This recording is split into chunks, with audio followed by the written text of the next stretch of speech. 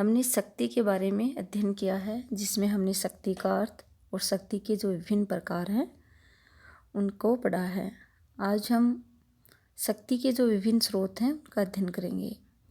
हम ये जानते हैं कि शक्ति दूसरों के व्यवहार को अपनी इच्छा अनुसार परिवर्तित करने की एक कला है।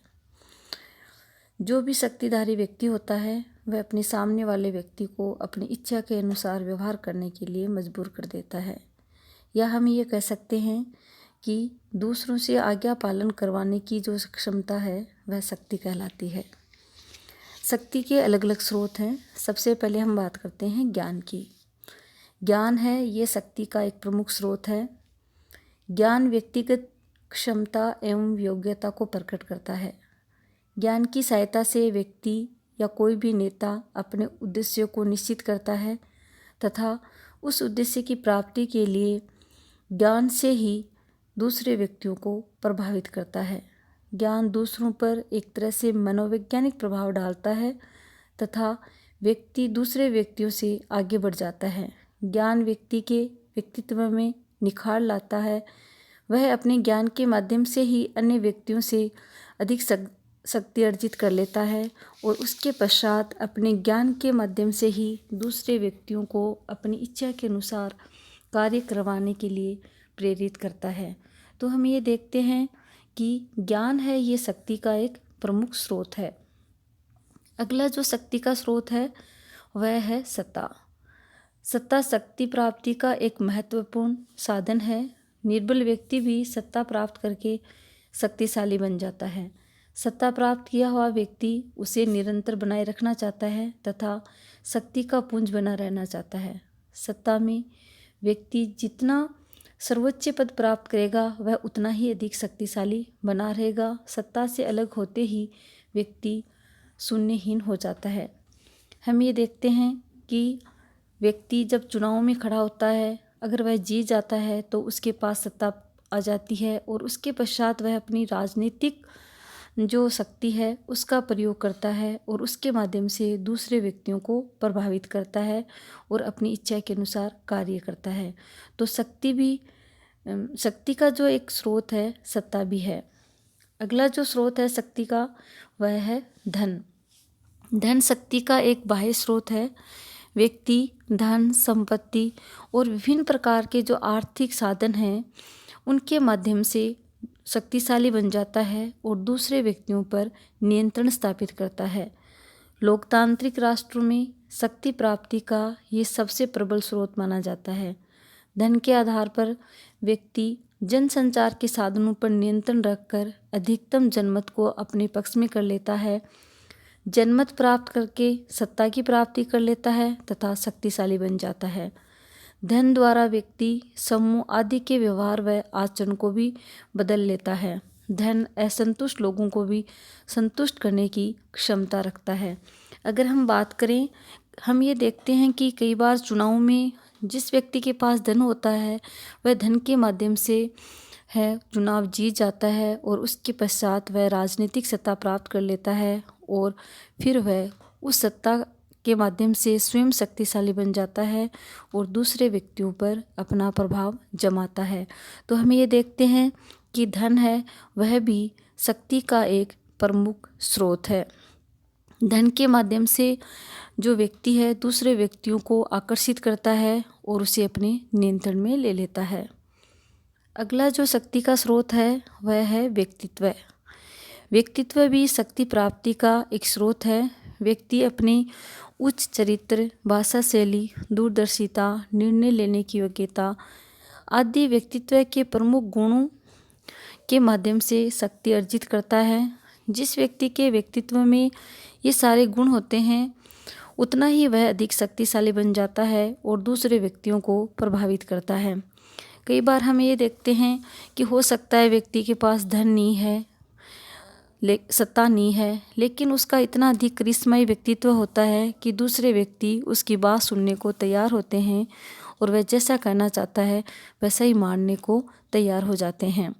अगर हम उदाहरण के रूप में देखें तो कुछ राजनेता भी ऐसे हैं जिनके करिश्माई व्यक्तित्व के कारण व्यक्ति उनसे काफ़ी प्रभावित रहे हैं, जैसे कि इंदिरा गांधी हैं, पंडित जवाहरलाल नेहरू हैं इत्यादि। अब हम बात करते हैं शक्ति के अगले स्रोत की, परिस्थितियाँ। परिस्थितियाँ हैं, ये भी शक्ति का एक प्रमुख स्रोत है। परिस्थितियों को भी शक्ति प्राप्ति में सहायक माना जाता है।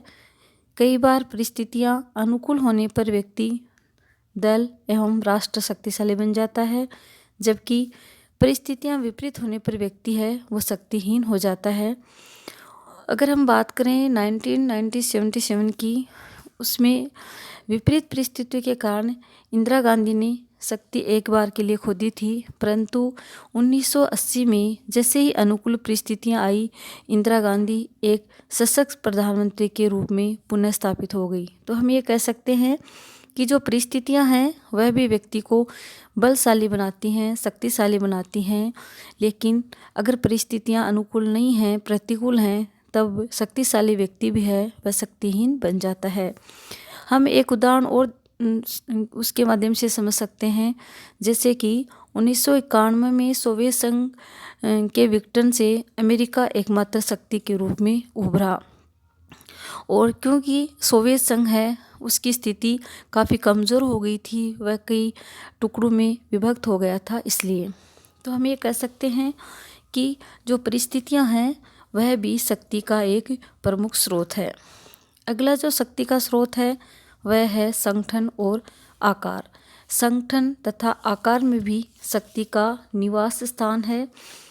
कोई भी दल या समूह में जितना ज़्यादा संगठन एवं एकता होगी वह उतना ही अधिक शक्तिशाली होगा। इसके साथ साथ वह आकार में बड़ा होने पर भी शक्तिशाली बना रहेगा।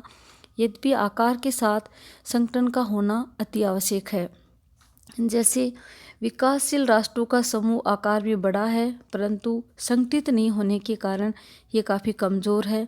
तब हम ये देखते हैं कि जब भी अंतर्राष्ट्रीय स्तर पर कोई निर्णय लिया जाता है तो उसमें जो विकासशील देश हैं वो काफ़ी पिछड़ जाते हैं, और विकसित देश हैं वो अपने मन मुताबिक किसी भी निर्णय निर्माण बनाने में अपनी महत्वपूर्ण भूमिका निभाते हैं, क्योंकि जो विकासशील देश हैं वो संख्या में ज़्यादा हैं, लेकिन उनमें आपस में संगठित रूप से वो एक साथ नहीं हैं। अगला जो शक्ति का स्रोत है वह है प्राप्तियाँ एवं उपलब्धियाँ। प्राप्तियाँ तथा उपलब्धियाँ भी शक्ति की बाह्य स्रोत हैं। प्राप्तियाँ और उपलब्धियों का आशय यहाँ सम्मान, प्रतिष्ठा, पद, पुरस्कार, भौतिक साधन, संपत्ति में वृद्धि और राजनीतिक सम्मान आदि हैं। जो व्यक्ति जितनी ज़्यादा मात्रा में प्रतिस्पर्धा व उपलब्धियाँ रखता है वह उतना ही अधिक शक्तिशाली बन जाता है।